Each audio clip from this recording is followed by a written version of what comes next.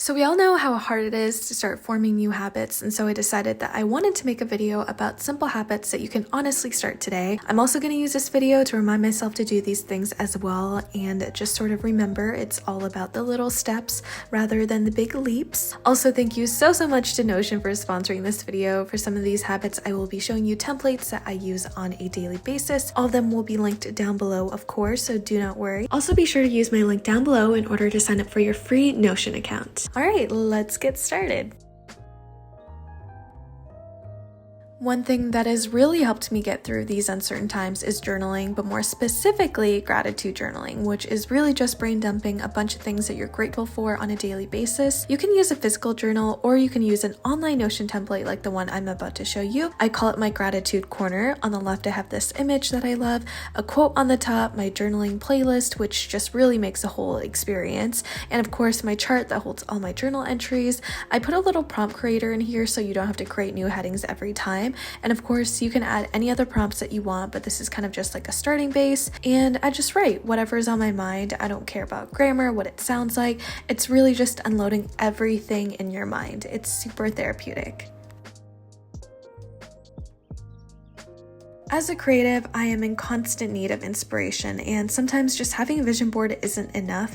I need resources, role models, etc., etc. I'm on Skillshare quite a bit, learning about lighting, cinematography techniques, things like that, so I decided to be a little bit more organized and ditch my Pinterest board to create this one-stop motivation zone, which I call my art box.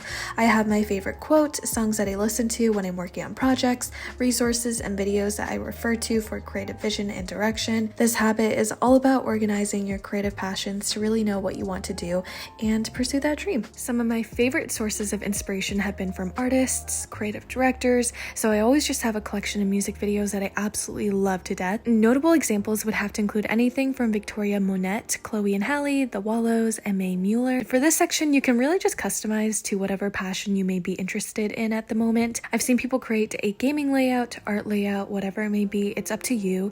I know that for later on, I'm probably going to expand upon this and add more pages to break down the hobby into more detail, because right now it's pretty general. This habit has not only allowed for me to finish a lot more books these past couple of months, but it has also increased my quality of sleep, which makes waking up a lot more bearable in the mornings.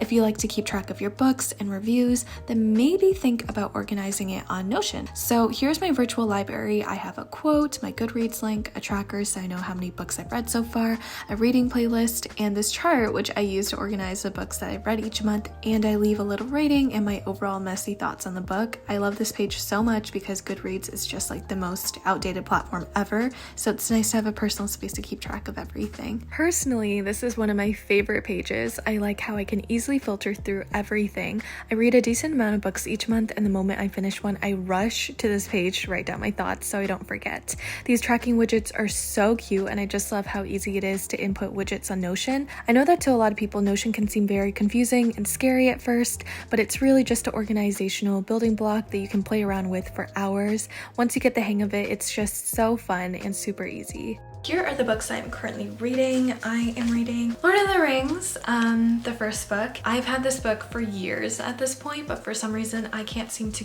get through it and I can't seem to finish it. So hopefully 2021 is going to be the year that I'll be able to finally check this off the list. I also have Song of the Crimson Flower. I absolutely loved her other book, Forest of a Thousand Lanterns, and so I really wanted to support her, and so far I'm really enjoying it. Her writing is really endearing and just so simplistic in a way that's really nice and digestible for me to get through. And then the last book that I'm reading is Sorcery of Thorns. This one I'm really just trying to finish up because I've had it for a while as well, and I read the author's other book, Enchantment of Ravens, and it was super good. These are the 3 books that I'm currently reading at the moment.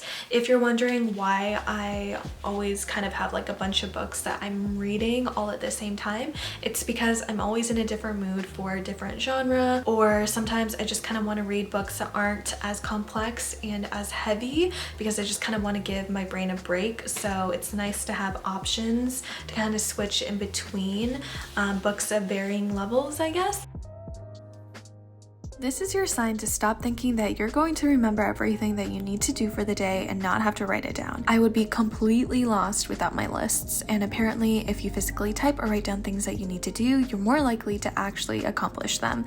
I showed you guys this page before in a previous video, but I actually changed it up a whole bunch since the last time. I got a little welcome banner, the local weather, an inspiring image, my to-do lists that are split into big things and little things, a clock, and a section that leads to my other Notion pages.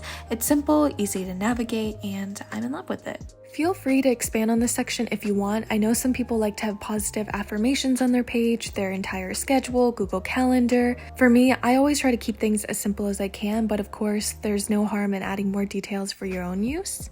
Just to give you guys an idea of how often I use planners, these are all the ones that I've used in the past. So this one I never ended up finishing, but I did use it for a little bit in the beginning. It's really cute. The little illustrations are adorable. This one I also got from Yes Style. I don't think they have it up on the site anymore because I did purchase it ages ago. I got it kind of late in the year, so I wasn't able to fill out the first couple of months, but then I did end up using the other half of it, which is good. I really liked this one a lot because the illustrations were really nice. And then this one I'm sure many of you are familiar with because I used to showcase it a lot in my other videos.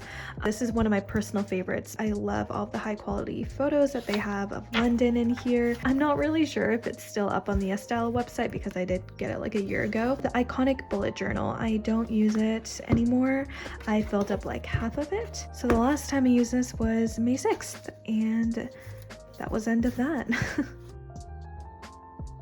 Eating healthier always sounds super easy in theory, but when it gets down to it, it can be hard when you don't know where to start. For me, I realized it's about making really conscious small efforts. Like for example, I've been really focused on healthier breakfast options because I'm doing the bulk of my work in the morning, so it's important that I'm eating the best that I possibly can. I've been following more healthy eating channels, and I also created this page that I'll use for recipe inspo. You have a grocery list on the side, a section for you to put in recipes that you want to try.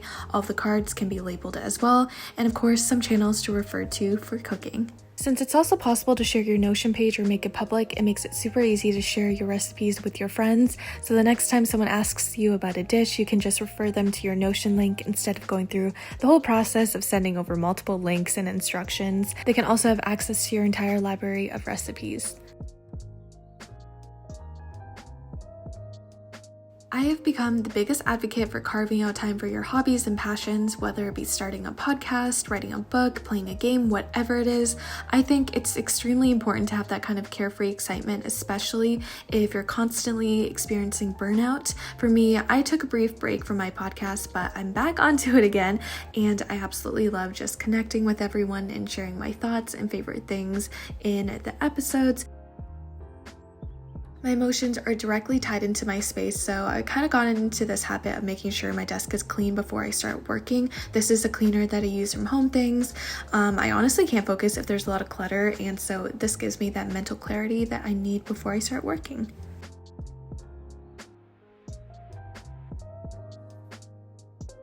This might seem a little bit random to throw in here, but I was kind of shocked to find out the other day that a lot of people don't wear sunscreen on a daily basis. Even if you're indoors all the time, it's still important to wear it, especially if you're sitting by a window in the mornings and all that. These are just some of my favorite sunscreens. The Cosrx one is a holy grail for me. It doesn't leave a white cast, which tends to happen for a lot of sunscreens out there. A good rule of thumb for sunscreen is that you should always try to look for ones that have an SPF of 30 or higher, especially if you have a lighter skin complexion. I know we've all been indoors for a majority of this year so far, but turning this into a daily habit will do wonders for you. Your future self will thank you. I was super guilty of always being pessimistic last year, so I really wanted to make it a habit to do less of that and focus on the more positive things from here on out.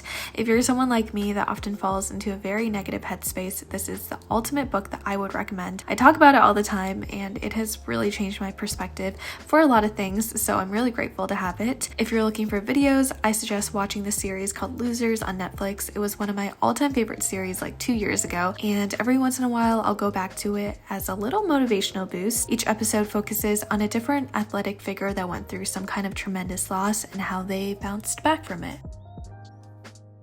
If you haven't taken your vitamins today, I'm reminding you to start taking them again. Always consult with a doctor to see which vitamins you need to take. I'm currently taking omega-3 tablets to support healthier hair growth and a better skin complexion. If you have any easy habits that you started doing recently, feel free to share them in the comments below. I'd love to see what you guys have been doing to improve your routine. And as always, stay safe and thank you so much for watching. I'll see you in the next one.